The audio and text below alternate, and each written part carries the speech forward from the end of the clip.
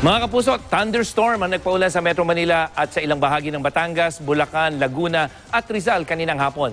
At sa datos ng Metro Weather, posible pa rin magka-thunderstorm mamayang hating gabi sa Metro Manila at sa ilang bahagi ng Calabarzon.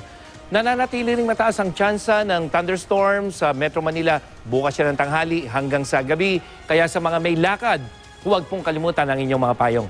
Sa Luzon, maghapong may ulan dyan sa may extreme northern Luzon, Cagayan Valley Region, probinsya ng Aurora at Quezon at sa mga rehiyon ng Mimaropa at Bicol. Habang sa hapon, may thunderstorm naman sa malaking bahagi ng Luzon. Ayon sa Pag-asa, tail end ng cold front at hanging amihan ang nagpapaulan naman sa malaking bahagi ng Luzon. Amihan din ang nagdudulot ng mataas na alon sa mga baybayin naman ng Batanes, dyan sa may buong Ilocos Region at sa hilagang bahagi ng Cagayan Province. Kaya delikadong pumalaot doon ang maliliit na sasakyang pandagat. Sa Visayas, maghapong maulan sa may eastern section yan sa Leyte provinces at sa hapon, uulanin na rin ang western at central section. At sa Mindanao, maaliwala sa umaga pero may thunderstorm. Sa malaking bahagi yan, pagsapit ng hapon, maliban sa ARMM, malalakas na thunderstorm sa may Zamboanga Peninsula at dyan sa may northern Mindanao.